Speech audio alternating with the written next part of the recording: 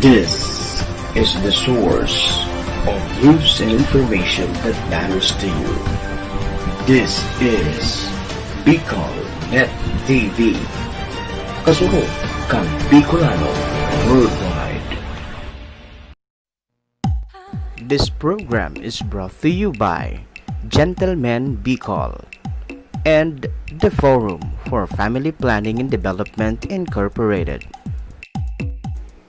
Usapang Eks would like to thank the following sponsors: Honorable Jurlan N. Velio, ABC President, Ligao City; Wentz Crispy Pata, Crispy Panga, Sisig at iba pa.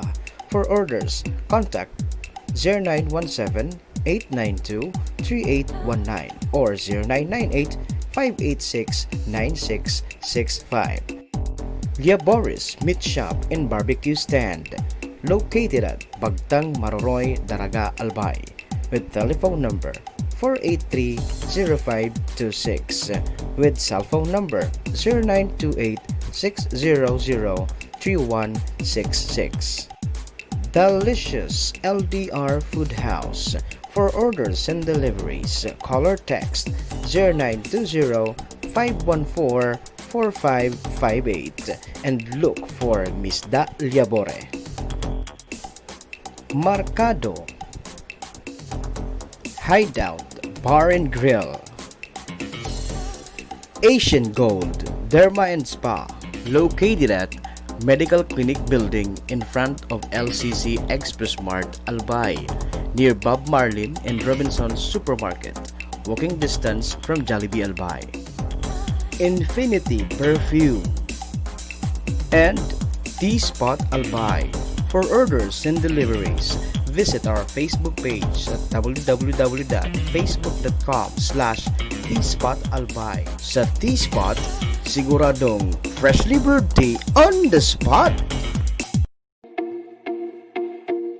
Inihahandog ng Gentleman Bicol sa pakikisa ng The Forum for Family Planning and Development Incorporated. Ang programang magbibigay edukasyon sa kasalukuyang kalagayang pangkalusugan ng lipunan. Programang sa atin ay gagabay sa problema at issue patungkol sa sexualidad. Ang programang Usapang Eks.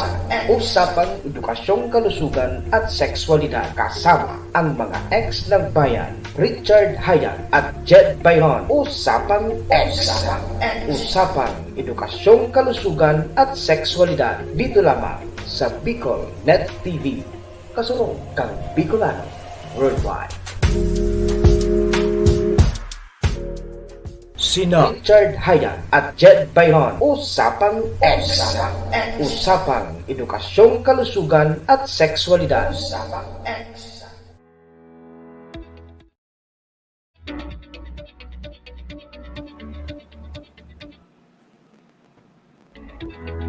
Ayan, Diyos, marahay na banggi Bicolandia. Good evening po sa Gabos. Lalong-lalo na sa mga nag-aantabay kan sa tuyang programa, Usapang Eks, Edukasyong Kalusugan at Sexualidad. Dito lamang po sa Bicol Net TV. At of course, ang Usapang Eks ay handog po sa inyo ng Gentleman Bicol for Sexual and Reproductive Health and Rights Incorporated. At kasama po namin ng The Forum for Family Planning and Development Incorporated. Ayan po, ang Usapang Eks po ay maganda ang ating topic ngayong gabi na to, no? So sabi ko nga kahapon yung ating for this week, yung ating magiging topic ay magpo-focus on the mental health. So kahapon po nagkaroon po tayo ng guest, no? Galing pa sa Maribeles. So pinag-usapan natin yung World Suicide Prevention Month. So ayan. So ngayong gabi naman ito ay pag-uusapan naman natin. Of course, nasa topic pa rin tayo ng mental health, no? So, very interesting yung ating topic ngayong gabi na ito dahil meron tayong panauhin all the way from Manila. Although ito isang Bicolana din, no? Talagang pure-blooded Bicolana siya at nagkataon ang kanyang trabaho ay nasa Metro Manila. Pero bago yan, gusto ko munang batiin ng lahat ng mga nanonood ngayong gabi sa Usapang Eks, yung mga laging nakaantabay sa ating programa, of course, yung ating mga volunteers and members ng Gentleman Bicol, Ayan, marhay na banggi sa Induga Boss and of course sa ating mga advisors ng Gentleman Bicol. Good evening po sa inyong lahat. Ayan.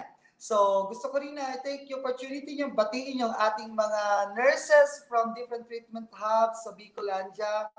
We have from Bicol Medical Center, from PHO Masbate, and BRTTH sa Legazpi City.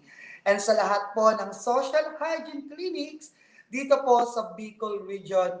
Yan, good evening po sa inyong lahat and stay put lang po kayo kasi maganda po ang ating topic ngayong gabing ito.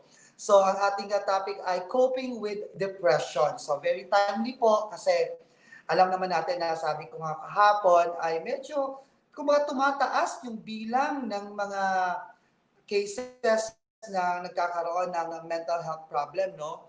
Lalong-lalo na pagdating sa depression. So yun yung magiging topic natin ngayong gabi. But unfortunately po, hindi ko kasama ang aking katandem, yung isa sa mga ex ng bayan, si Mr. Jed Bailon, dahil siya ay busy sa kanyang trabaho. So mag-isa na naman ako ngayong gabi na ito sa ating programa. Ako po ang iyong lingkod, ang ka-ex ng bayan. Ako po si Richard Hayag, ang presidente po ng Gentleman Bicol for Sexual and Reproductive Health and Rights Incorporated. So yan po, ang ating topic ngayong gabi is coping with depression. So, ayoko nang patagalin to, no? Na-excite ako na pag-usapan ito ngayong gabi ito. So gusto ko pong ipakilala sa inyo ang ating panauhin ngayong gabi ito.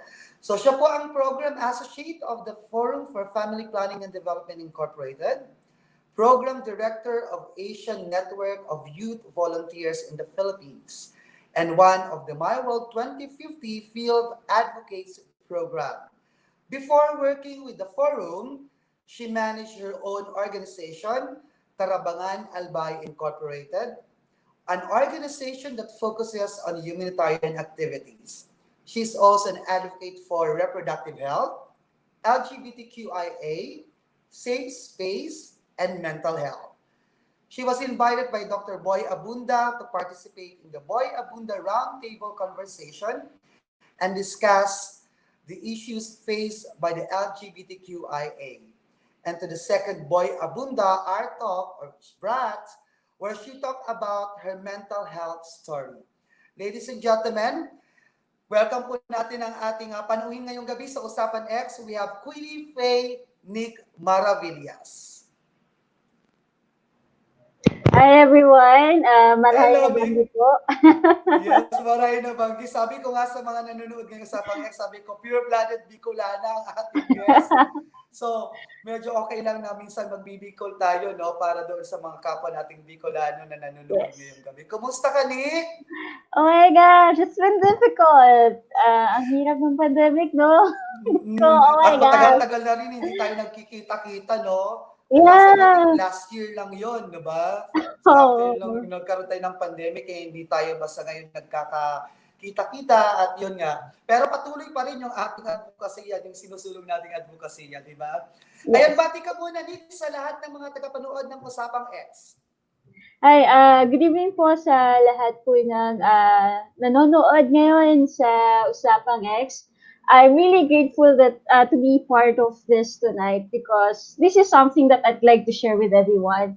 Kasi actually, I've always been discreet about mental health. I've always been, I really don't like to talk about it. I don't share it with people. But recently, because of everything that's happening, I guess it's time na mapag-usapan natin to. And masaya ako na lalo sa mga viewers natin na manonood ngayong gabi.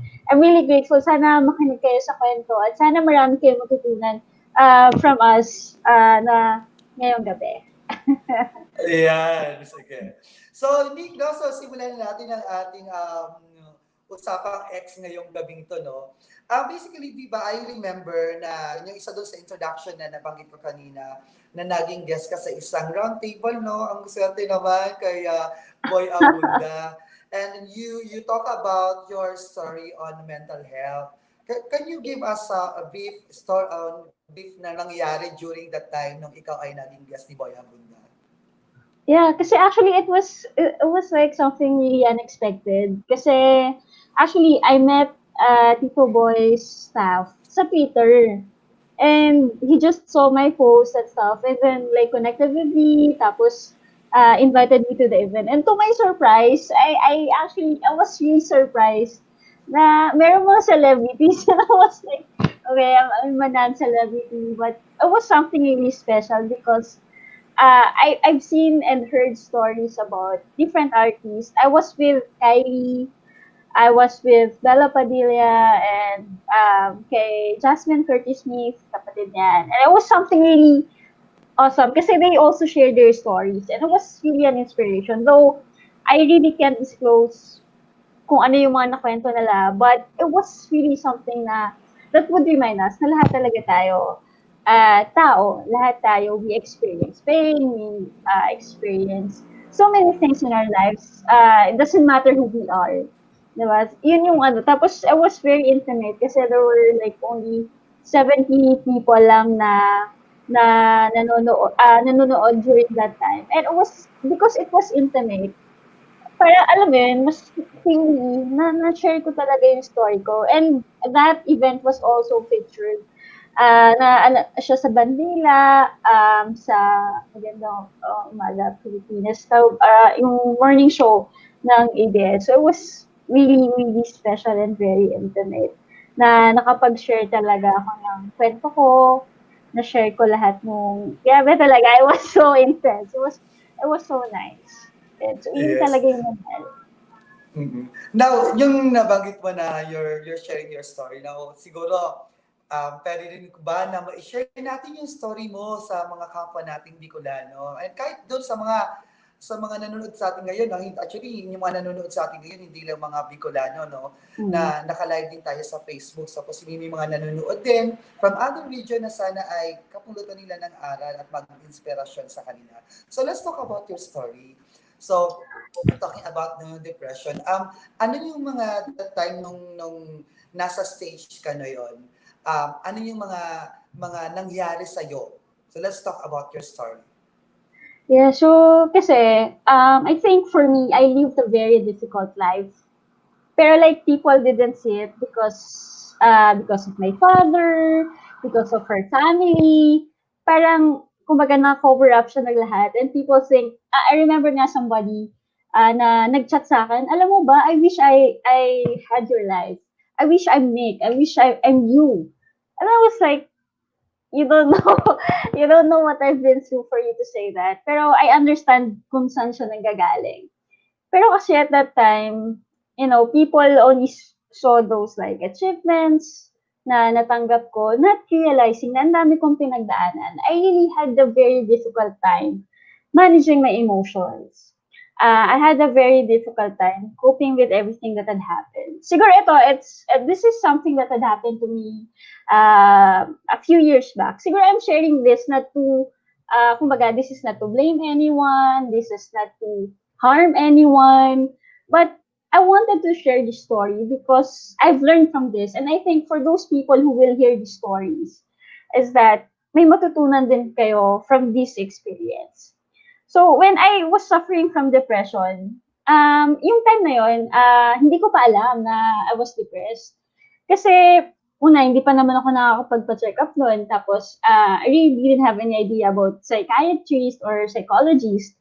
And at that time, grabe yung stigma about like consulting a psychiatrist. When you consult someone, ang laging iniisip ng iba, siguro baliw ka, kaya ka magpapa-check up, ganyan. So, I was so afraid of that kind of reaction from people who knows me. And it's so hard to do it in Bicol.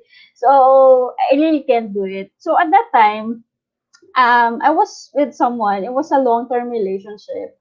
It was a 6-year relationship. It was very difficult because we were too young. We were so, alam mo yan, very immature pa for everything that had happened. And I was looking for love in the wrong places. So, when I was so depressed, I feel like I was so empty eh. I didn't know where, like, I always like, nung sobrang depressed ako, I always try to like fill in sa mga like people who loves me. So, ang ginagawa ko, I don't ask people for them to love me, but instead, I try to give and give and give. And di ko na-realize na ubus na pala ako. I didn't realize na I was already having a hard time to the point na nagbe-breakdown na pala ako. That, like, I questioned myself, sabi ko, I'm not good enough, I can never reach anything. Yung mga ganong klaseng mindset na parang, sabi ko, people think I have a lot of things to do or ang dami kong pwedeng, like, ang daming possibilities for me. Pero at that time, I can't see any possibilities sa sarili ko because I was so grounded with the fact na hindi ko alam yung nararamdaman ko. Hindi ko ma-identify kung masaya ba ako, kung malungkot ba ako or anything. Until like, it like manifest to that relationship and then we had to end it. Tapos sobrang dami ko pang naranasan. I remember na that time na kasi lumipat ako dito sa Manila. It was a big step kasi to actually go here. Kasi when I went here, wala akong family dito eh. It was sobrang hirap dun side na ilipat ka sa isang place na wala kang place na hindi mo alam kung sino yung pupuntahan mo, sino yung lalapitan mo for help. But because I was so empty, I want to fill something in for a place na something new for me. I wanted to build another home for me na mag-fit in sa sarili ko. But then, I was still so depressed. Because again, I was looking it everywhere. I was always like, parang, sobrang nalulungkot ako when friends can make it and stuff like that. I can't understand that. I tend to blame a lot of people. I was so angry. I was so devastated because I feel like my life was going through different roads na hindi ko alam kung saan papunta. So, nung time na yun, there was a time na I asked a person. Actually, that day, yung person na yun, siya yung in a way, pero hindi niya alam. Until now, hindi niya rin alam na na-save niya ako because of that certain action that she did. Bigla lang siyang kumatok sa bahay. Kasi hindi ako lumalabas nung one time kasi nung uwi ako sa bahay, sa Bicol. Kasi hindi ako lumalabas ng bahay. Kasi nga, depressed na ako, hindi ko maintindihan yung sarili ko. I just don't have the courage to go out. I don't have the courage to like face the world and face the reality. So, ano lang ako sa bahay. Tapos kumatok siya. Sabi niya, Nick. Tapos, ano ba to? Nakakainis naman. Wala nga akong energy to go out eh. Tapos bigla na ako nayakap. And I was like, I feel comforted. At that day, kasi nung time na yun, trigger warning pala sa mga nanonood. At that time, that day, muntik ako nag-give up yung life ko. Muntik na ako like, yun na yun. For me, it was the end. It was the end of everything. But because of that one hug, it changed me. Ganun din yung nangyari dun sa Brats eh. Nung nag-talk ako with Tito Boy. When I said that line, sobrang natuwa ako kasi people hug me.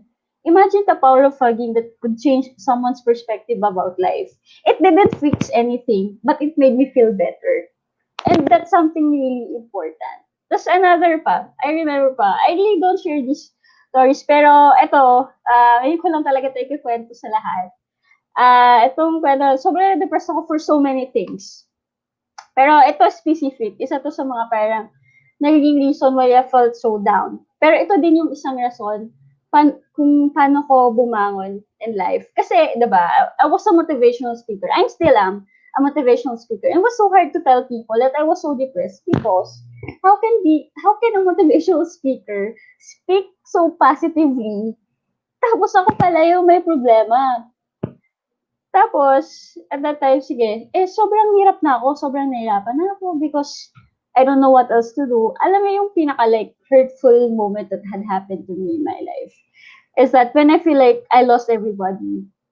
And then, meron ding time no na parang, alam mo yung parang akala ko sa teleserye lang nangyayari. Yung parang, pagising mo sa umaga, tapos like, married na siya, pero kayo pa. Like, you know, parang na-stuck ka sa isang moment na yun. Na parang, wait, what just happened? Kasi parang iniwanan ka ng lahat, tapos the person you expect to stay there, weren't. Pero it was like a humbling experience for me. Because of that like deep depression that had happened to me, it made me realize that, okay, fine, stop trying to love everybody else. stop trying to like show everybody else the love that you need to give to yourself first. So what I did is that after all those things that had happened to me, all the people who actually left me, friends, colleagues who left me, and then people. So when they left me, what I did was I started traveling. Doon ako like 1 year talaga. As every weekend, travel ako. Ay, ako lang eh. So, it was like one of the like, parang, para sa akin, yun yung parang pinakamasayang moment because I realized na, oh my gosh, I can be happy all by myself. I mean, no man is an island, but the truth is, uh, hindi ka naman pwede mag-isa, but at the same time, pwede ka masaya kahit mag-isa ka. And it doesn't mean na when your friends are not around, when the people you expect to be around are not there, doesn't mean they don't love you.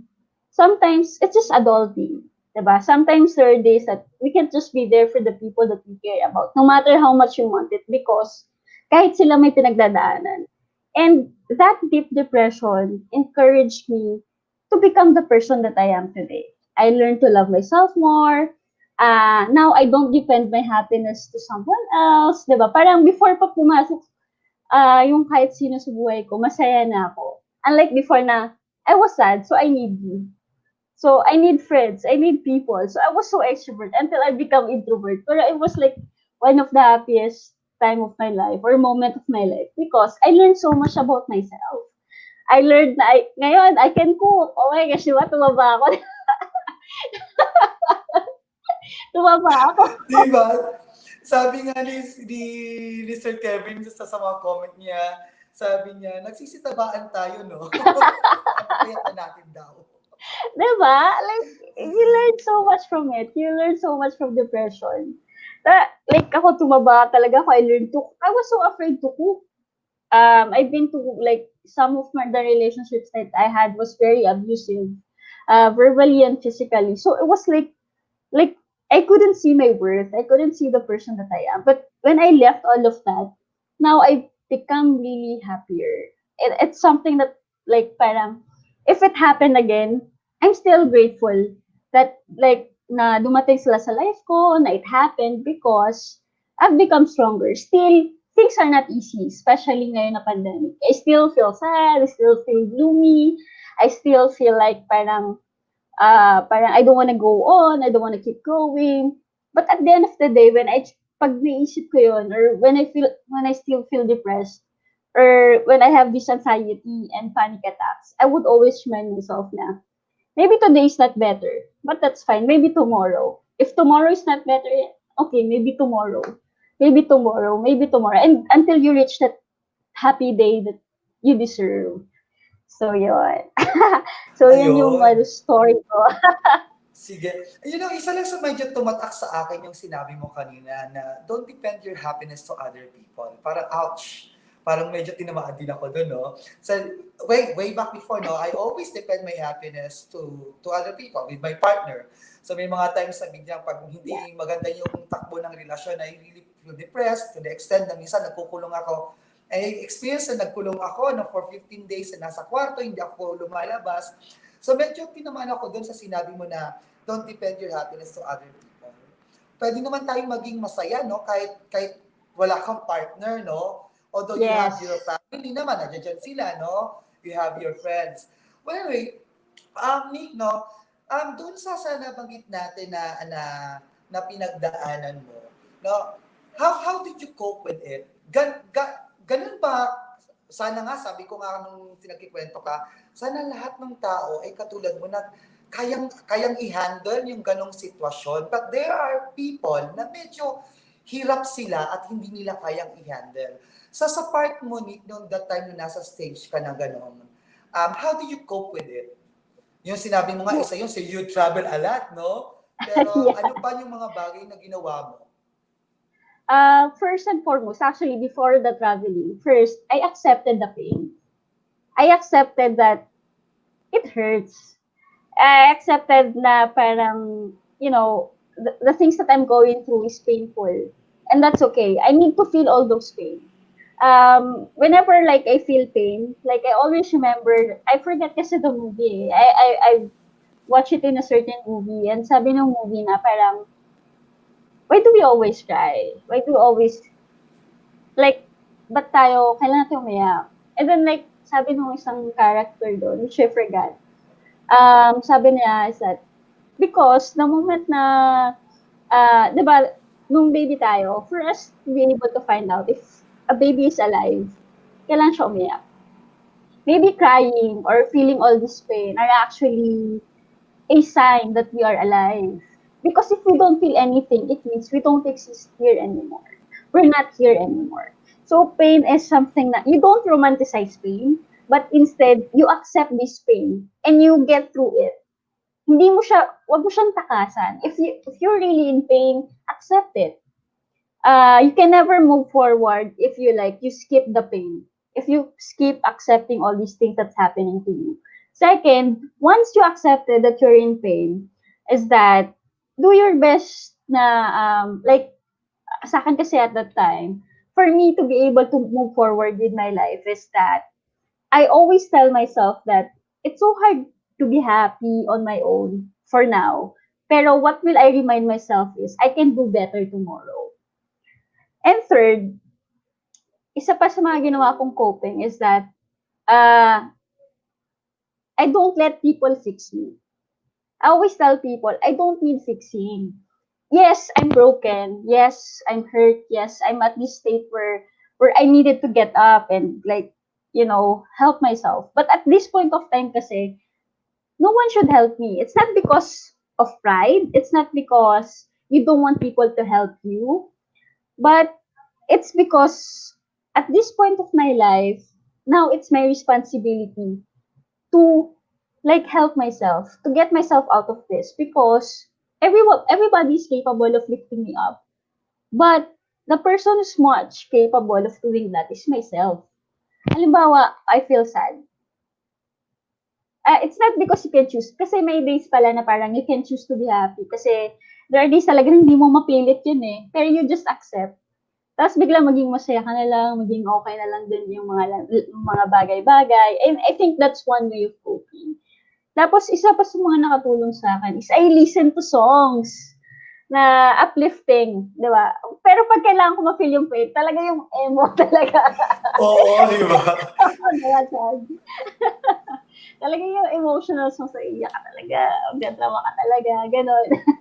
Pero like, I try to like, listen to happy upbeat songs para medyo maano yung sa umaga ko. Lalo na pag early in the morning, yun daw yung kailan may practice.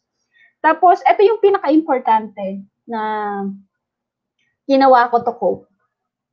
I always fix my bed. Actually, for other people, bakit?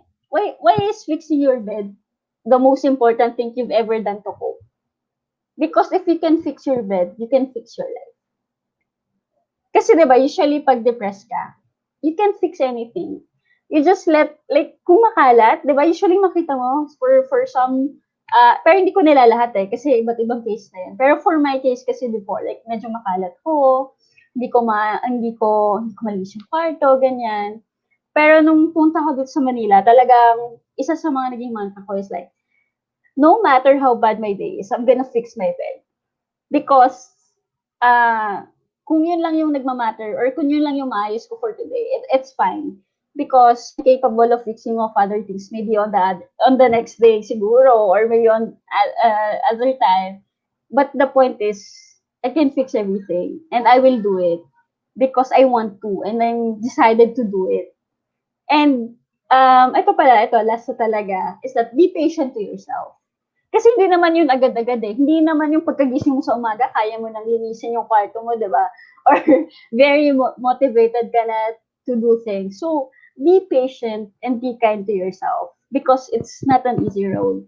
Di ba? People are gonna be patient with you, but more than anyone else, you should be patient, be kind to yourself. Every time magtitingin ka sa mirror, ako pag titingin ako sa mirror, like, mag-ano ko na parang isipin sa sarili ko na I am capable, I can do it. I am beautiful. I am imperfectly perfect. And yun, yung mga nice things that you can say about yourself. That you're capable and that you can do things. Yun. Sige, ang sarap, no? Ang ganda pakinggan, no? Sana ang ating mga nanonood ngayon ay may mga inputs, may matutunan sila sa pinag-uusapan natin ngayon, Nick, no? Pero, well, for the meantime, Nick, no, mag-post muna tayo ng some commercial, no, para pasalamatan natin yung ating mga sponsor. At magbabalik po tayo para sa usaping coping with depression. So, sa lahat po ng mga nanonood, stay tuned lang po tayo. Magbabalik po ang Usapang Eks, Edukasyong Kalusugan at Sexualidad. Kasama ko po si Nick Meravidias. This program is brought to you by Gentleman Bicol and the Forum for Family Planning and Development Incorporated. Usapang Eks would like to thank the following sponsors: Honorable Jurlan N. Velio, ABC President, Ligao City. Wentz Crispy Pata, Crispy Panga, Sisig at iba pa. For orders, contact 0917-892-3819 or 0998-586-9665. Lia Boris Meat Shop and Barbecue Stand, located at Bagtang Maroroy, Daraga, Albay, with telephone number 483-0526 with cell phone number 0928-600-3166. Delicious LDR Food House.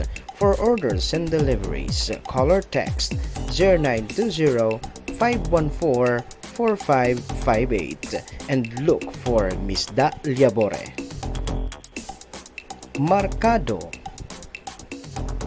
Hideout Bar and Grill.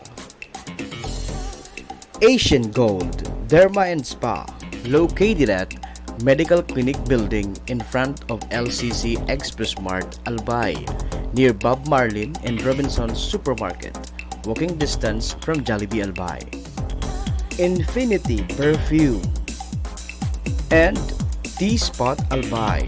For orders and deliveries, visit our Facebook page at www.facebook.com/tspotalbay. Sa T-Spot, siguradong freshly brewed tea on the spot.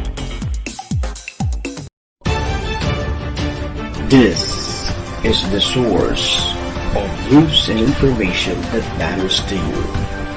This is Bicol Net TV. Kasunod kang Bicolano Worldwide.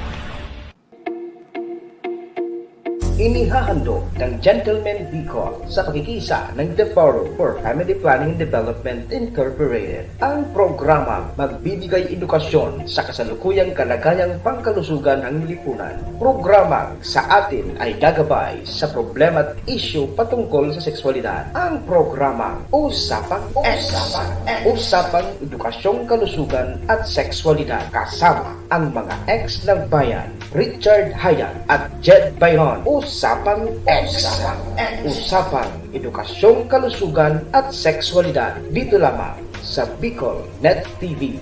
Kasunod kang Bicolano Worldwide.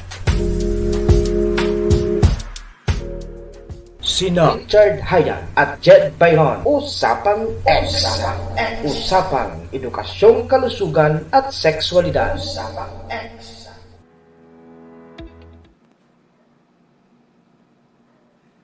Ayan, nagbabalik po ang Usapang Eks, Edukasyong Kalusugan at Sexualidad. Dito lamang po sa Bicol Net TV. Ang Usapang Eks ay handog po sa inyo ng Gentleman Bicol for Sexual and Reproductive Health and Rights Incorporated. At kasama po namin ang The Forum for Family Planning and Development Incorporated. So ayan po, ang napakaganda ng usapan natin na Nick, no? Actually, meron isang nag-pop up doon sa ating comment box sa ating live sa Facebook page, no? Sabi ni Migoy Mendoza, love this line.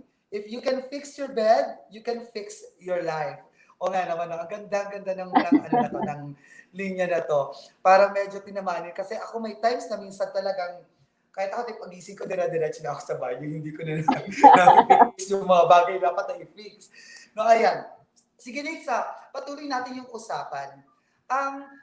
Usually may kasabihan tayo, no? Usually nung mababasa ko din. Sabi daw, why depression more prevalent in women than in men? So ano kaya sa tingin niyo opinion mo dito? Bakit daw ganon ka-prevalent yung depression sa mga babae kaysa sa mga lalaki?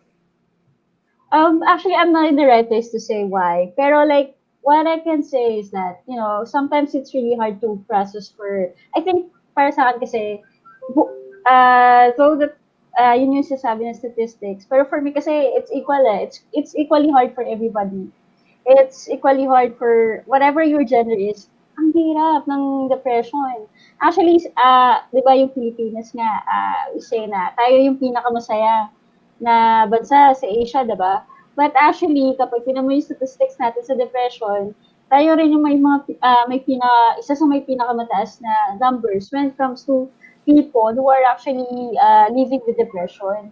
It's difficult kasi, ang depression kasi, so ang mahirap kasi sa atin is that parang, ang depression, we don't take it as an illness. We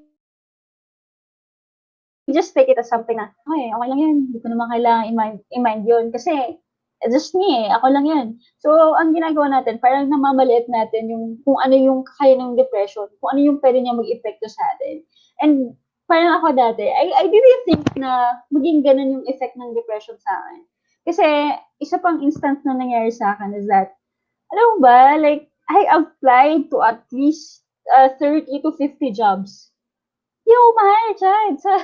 And that was in Legazpi, hindi ako ma-hire. And sabi ko, like, overqualified ba ako or underqualified ba ako? Kasi fresh graduate ako nun eh. So parang, sabi ko, ano ba? Bakit gano'n? Hindi ko alam yung gagawin ko. Parang sabi ko, hindi ko naman tinanong until na parang, hindi ko sinusyonan yung depression. Na-depress ako. 6 months ako halos hindi lumabas na bahay. Like, hindi ako lumabas ng pintuan ng kwarto ko. Ganun siya kasama. And siguro naging complacent tayo when it comes to mental illness. Dahil because of the stigma surrounding it. Kasi parang, wag na, mas may kailangan akong i-prioritize, di ko siya magawa. Baka naisipin ng iba, baka sabihin ng iba, weak ako, kahit hindi naman.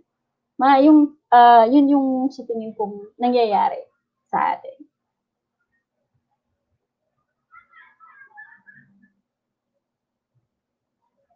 Di kita marinig, Chad. Ayan, nakamute ako, sorry. Ayan. Meron na isang nagpapap dito na comment din sa ating live, no? Sabi, men have more difficult expressing because of the culture that men should be strong, while women find it easier to express. Even data will show that male success rate of doing its work in higher than of female. So yun medyo ang ano actually ni Kevs Devi yan. So isa sa mga comment niya kung bakit daw may mga babae na mas mataas din yung prevalent ng mga babae in terms of depression. Yun, Yes. gusto ko lang din. Sige. Ayun, may pahabol si Kevs, no? But sabi niya, but depression is indeed has no label. It can be experienced by anyone regardless of age, sex, social, and culture. I agree with it, no? Sabi ko nga, yun yung kasi na nabasa ko. Kasi ko parang masyado namang nakatutok na ba't daw maraming babae. So, anyone could experience depression, no? Kahit nga yung mga teens, di ba? Regardless of your soji, kahit anong edad. Yun. Yes. Nick, matanong ko lang din, no? Doon sa napag-usapan natin na depression. May mga, may mga times ba, yung sabi mo na humantong ka o naisip mo na end of your life? May mga ganong sitwasyon, no? Yes. So, actually, gusto ko lang kasi tutukan gusto ko lang kasi tutukan yung bagay na yun na dumating ka sa punto na gusto mo lang tapusin yung buhay mo. Para gusto rin natin parating doon sa manonood natin na nakaka-experience ng ganito, na gusto nilang tapusin yung buhay nila. How did you cope with it? Paano mo siya napigilan? Paano mo siya na-stop na ganong naiisip mo na yung gusto mo lang tapusin yung buhay mo? Actually, it's siguro I'm a suicide survivor. I attempted kasi 7 times. So, actually, kaya lang naman siya napigilan because there were at that time, there were friends who were there na nandun at that moment. And, alam mo, ang galing lang kasi, alam mo, in that moment, there was one time, nandun kami sa Palawan. May gusto na akong gawin. Kasi at that moment, gagawin ko lang, go na. lahat naman di nakatingin eh. So, go na ako. Tapos, hindi ko alam kung, hindi ko talaga alam kung ano nangyari. It's just that, there was this person, kaya ako para sa akin, sobrang love ko yung person na yan. Kasi, grabe nagulat ako. Tinap niya lang ako, tapos bigla niya akong hinag. Tapos bigla niya ako hinawakan yung kamay ko. It's a friend. So, sobrang grabe, sobrang iba yung naramdaman ko at that time.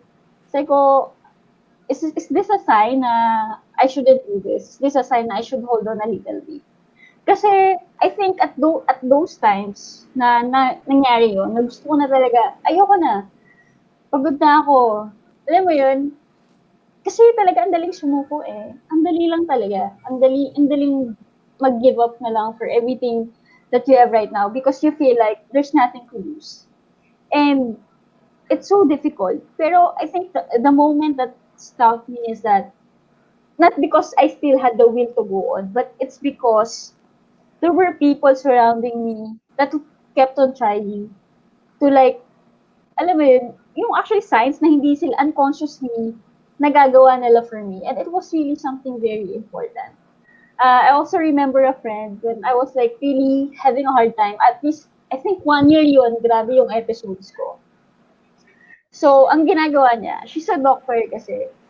So, every time, ang ginagawa namin, pagka, sobrang nagulat ako, kasi yun talaga nakatulong sa akin, kahit may duty siya, or kaya pag like, tapos na siya mag-duty, sa hospital, like, we would always like go to a coffee shop, tapos like, we're just gonna stay there at 3 a.m.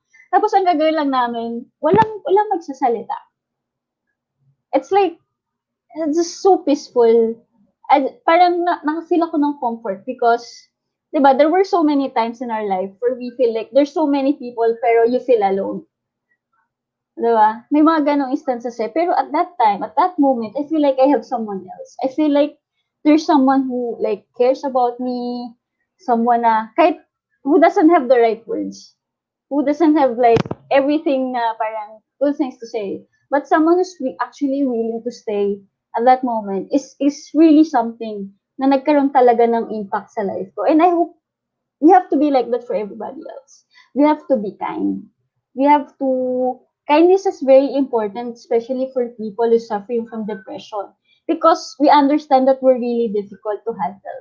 We're really difficult to manage because we're already having a hard time. So parang, with all of this going through our minds, nakatulong talaga yung mga tao that we can lean to. My best friend, ngayon, nakatulong sa akin yung current partner ko. And it's something, it's really important, the support system that you can have. You don't need a lot of people. You don't need like thousands of friends. You just need a few good people in your life. And I have a few good people in my life. People I can lean on to, people who's willing to listen. So yung mga ganun. Ayan, sige. Doon ko na-realize na yung mga sinasabi yung mga non-verbal communication, yung yakap lang, yung hawakan mo lang yung kamay niya, na parang doon pa lang mafe-feel mo, no? I remember then, Nick, the time yung nasa stage ako na for 15 days hindi ako lumabas ng bahay. Nung nagulat na lang ako na may isa akong kaibigan na pag pumunta na lang siya sa bahay, tapos nagulat ako, kumakatok siya sa kwarto ko. Hindi ko alam na kausap niya na pala yung mami ko that time sa baba ng bahay namin. Tapos pagbukas ko ng kwarto, nandun siya, bigla lang niya ako niyakap, sabi niya, tara, labas tayo. Parang wala lang na sabi ko, okay, parang sabi ko, okay, sige, bibihis lang ako. Then after nung lumabas kami, kumain lang kami, kwento lang kami. Nung pag-uwi ko sa bahay, na-realize ko, oo nga, may mga kaibigan pa ako na nandiyan sila na for me na willing to nandiyan sila na kahit nandiyan sila na makinig sa akin, na kayang mahalin ako. So yun, doon yung mga non-verbal communication, yung yakap lang, ay malaking tulong Talaga, na yun totoo. Sige. Ayun. Unfortunate. Sa mga nanonood ngayon, no, kung may mga katanungan tayo, you can message doon sa ating comment box, doon sa ating Facebook Live, no? Kung may mga katanungan tayo sa ating panauhin ngayong gabi na to, kay Nick, so pwede po tayo magtanong. So ayan, habang tinatay natin ang ating mga ibang comment question, no, sa ating live, Nick, no? Any words or mga mensahe na gusto nating ipaabot doon sa mga tao, lalong-lalo na nasa estado sila ng depression? For everyone who's actually going through something right now, who's suffering depression, who's having anxiety attacks and panic attacks because of this pandemic and everything that's going on with their lives, I hope you know that we don't know when it's gonna get better. But the good thing is, it's gonna get better. We don't know when. So, sabi nga, like, if you can say good morning, then just say morning. If you can say happy lunch, then just say lunch. Sometimes you just have to live at this moment we're in, like, appreciate all the smallest things, appreciate all the people in our lives, and appreciate ourselves because it's gonna get better. I think one of the things that I could share to you is that through this very difficult time, through this like parang gusto nyo na sumuko because like hindi mo alam kung saan ka pupunta and you're losing hope, there's always a way.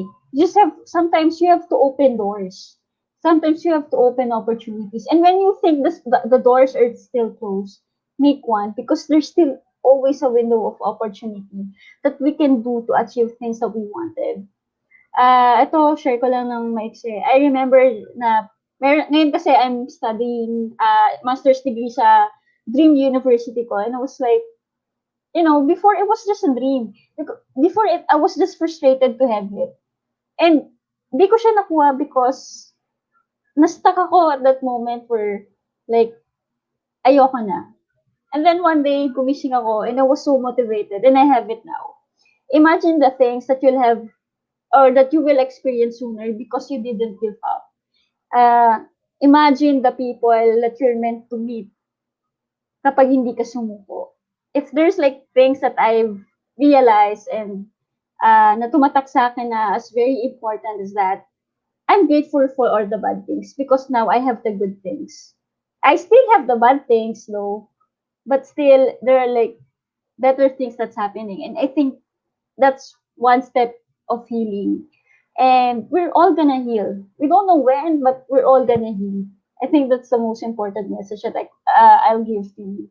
At sana makuha niyo yung healing that you all deserve. So yeah. Aww. Ay, sorry, nagak lang ako. Ayan, then, Ayoko maumiyak. ay, ganda. Ang ganda ng impact sa akin no, na. Alam mo, kasi may kilala akong tao na, yun na, nasa station ng depression. Na sana nanonood siya ngayon. At sana, nakapagbigay sa kanya yung mensahe mo. Sana, ay natutunan siya na. Sana, kayanin yung pinagdadaanan niya ngayon. Sorry na, medyo naluha-luha lang ako doon sa ano. Ayan. Nick, merong nag-pop up na katanungan sa atin ngayon, no? From Migoy Okay. Mendoza. Ayan. When you were in the state of depression before, meron bang specific way of ending your life na paulit-ulit nang naglalaro sa mind mo? I mean, iisang paraan lang lagi yung naisip mo para itigil na yung pain sa buhay mo. Kasi ako, dati iisa lang lagi yung naiisip kong way para i-end yung bigat na nararamdaman ko. Sa akin, there were like so many days na naisip ko. But I won't, hindi ko na siya i-disclose just for people not to do it. Because I don't want to encourage people to do it. But instead, we have a different coping. We have a different things in our mind. Minsan paulit-ulit. Minsan, alam mo yung parang nakakapagod kasi every time you close your eyes, that's what you see. Every time you dream, that's what you see. And it's very difficult when you wake up, it's still what you see. But sometimes, the best thing that we could actually do when we think the same things all over again, we try to look at the mirror and try to evaluate, ano pa ba yung mga gusto mong gawin? Ano pa ba yung gusto mong ma-achieve? It's something hard, yes, it's something hard, but it's something new. Wherein, magkakaroon ka ng bagong perspectives about what you wanted in life. I remember having stuck to like, every day, that's what I wanted to do every single time for a year. That's what I wanted. I just want everything to stop. I just wanted for the pain to stop. But it just wouldn't. And I feel like, nung time na yun, sabi ko, if I end things, what about the dreams that I wanted for myself? Hindi ko na siya makikita. What about the things that I wanted to feel for myself? What about the things that I deserve? Hindi ko na siya ma-experience because wala na ako dito. So inisip ko, there are things that I deserve. I deserve to have it. I deserve to be there. I deserve na ma-experience ko yung good things. And I will be there. That's what I always think kapag iniisip ko yun. And I hope you also think of that way. You think of reasons. And sometimes if you feel like na, wala naman kasi akong rason eh. It's fine. Sometimes it takes a long time for you to have a reason. Sometimes it's just blank. But still okay. Because it's a process. It's not something you rush. So, yan. Ayan, maraming salamat, Nick, no? Meron pa isa dito, no? I know answering question can sometimes make you remember sad parts of the last. Thank you for being brave and sharing yourself to many people. Love you, Nick. Let's catch up very soon. Stay safe muna tayo. Wala Ang na, sabi ako. ni Kevs Debbie. Ayan. Sige, no? It's already 5, it's already medyo, ang bilis-bilis ng oras. It's 7:52, no? Pero anyway, I have to ibigyan muna natin daan, Nick, yung ating mga nanonood, yung mga pa-shout out dyan, no? Medyo sandali at medyo nawala yung aking, copy. Ayan. So, ayan, nanonood din yung ating from Department of Health Regional Office, si Ma'am Contessa. Sabi ni Ma'am Contessa, it's good to see you again, Nick. Ayan, Hello po. nandiyan din yung ating si Axel Bailon, nanonood din. Then also with the Ishi Andres. Hi, Ishi. Ayan, happy watching. Ayan, sino pa ba yung mga at yung naglawbat ang aking isang phone bigla? Ang pogi, sabi ni Kevin Michael Eristain. Sino po? Ayan, sabi ni Marvin Cotorni Chanas all the way from the island of Rapu-Rapu, ang fresh ni Nick Maravillas. Grabe. Ayan. Mas fresh ka, ma'am. Sige. Ayan si Ma'am Bing Mesa from PHO Masbate, nanonood din. Hi! Good evening, sabi ni Ma'am Bing Mesa from PHO Masbate. Hello, Ma'am Bing! Ayan. Sino pa ba? Yan, Herlike Marla, yan from BRTTH, nanonood din si Marla. Gandang gabi sa iyo, Marla. Happy watching. Next. Asat ba niya ating pa-shoutout? Action speaks louder than words. Ika nga nila, sabi ni Marvin Cotorno Echalas. Ayan. Ano pa niya ating mga pa-shoutout dyan? I love this episode. My favorite so far. Ako din. Dahil niluha-luha ako. Ayan. Dami ko rin napaiyak. Oo, yun naman kasi. Ikaw, naalala ko ni that time nung nagkasabay tayo resource speaker somewhere in Sorsogon, no? Na supposed, ako ata yung kasunod mo no? Na medyo namumugto nyo ang mata ko dahil pinaiyak mo din ako dito nung nagtotalk ka. Yan, sabi ni Kes, mga angels ng buhay, better than jowa at soulmates. Yes. Ayan. Sino pa ba yung ating mga pa-shoutout? Hello po, sabi ni Bambing Besa. Ayan.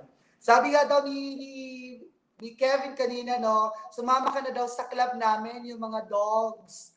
Oo, kasi lahat kami ata yung mga alaga na dog. Dapat daw sumama ka na sa amin. Doon, mag-alaga ka na Bawal rin pet ng dito dog. eh. That's time. Ayan. So, yan ating mga pa-shoutout ngayong gabi. Nick, maraming salamat sa pagpapaunlak sa amin, no, sa Usapang Eks, Edukasyon, Kalusugan at Seksualidad. At sana magkita-kita tayo ulit soon, no, sa pag-okay na yung ating sitwasyon. At ingat ka lagi dyan. So, any last message sa ating nanonood, Nick? Bago tayo Ayan. So, ano lang po, message ko po sa lahat. Sana, sana po wag po tayo mag-self-diagnose. Make sure na magpa-check up po tayo sa psychologists and psychiatrists. It's not wrong. Wag natin na parang sabihin na we're crazy or stuff like that because we're not. We need help. We need to seek help.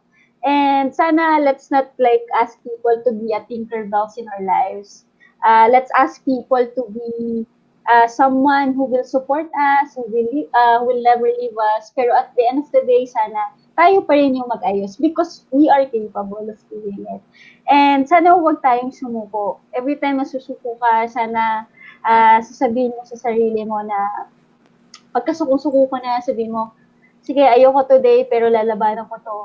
Sige, susuko ako to today, pero lalabanan ako. May hihiga ako today, pero bukas papangon ako. Because there's always a better day. At sana, hindi mo man na-experience yung mga bagay na sa tingin mo deserve mo ngayon. But I promise you, this is a promise. Because I experienced it myself. Good things will happen to you if you wait, if you'll never give up. Keep going, try to be strong, and if you feel like you're not strong, ramdamin natin yung pagiging mahina because there's nothing wrong about trying and even being weak because that's what makes us a stronger person. Maraming salamat and good evening po sa inyo lahat. Thank you so much, Nick, and ingat ka po dyan. Thank Thank you so you. much.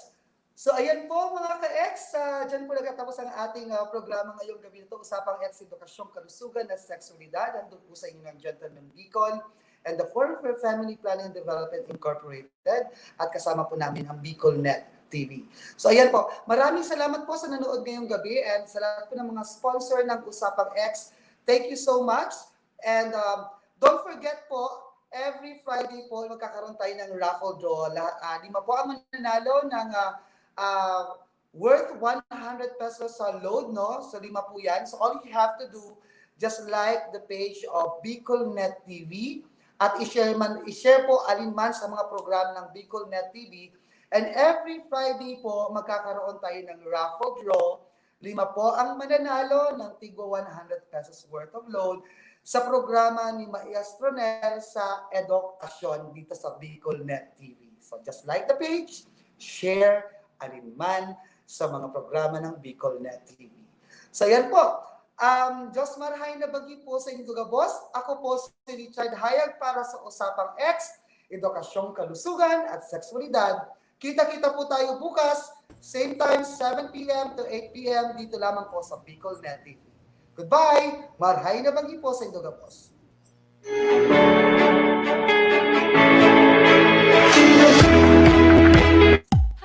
This program is brought to you by Gentleman Bicol and the Forum for Family Planning and Development Incorporated. Usapang Eks would like to thank the following sponsors: Honorable Jurlan N. Velio, ABC President, Ligao City. Wentz Crispy Pata, Crispy Panga, Sisig at iba pa.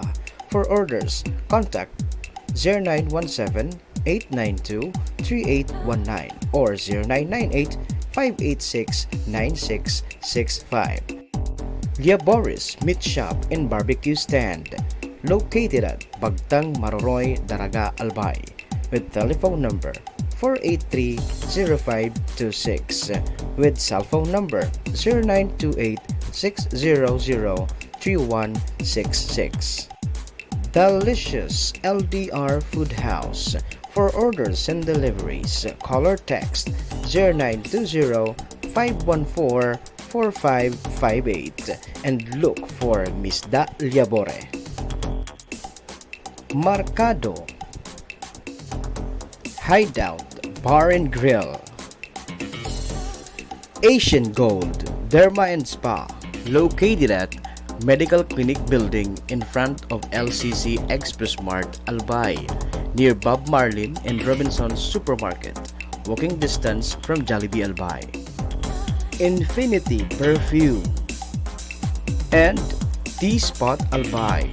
For orders and deliveries, visit our Facebook page at www.facebook.com/tspot-albay. Sa T-Spot, siguradong freshly brewed tea on the spot.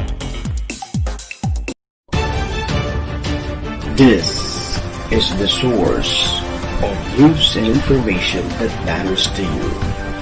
This is BicolNet TV. Kasunod kang Bicolano Worldwide.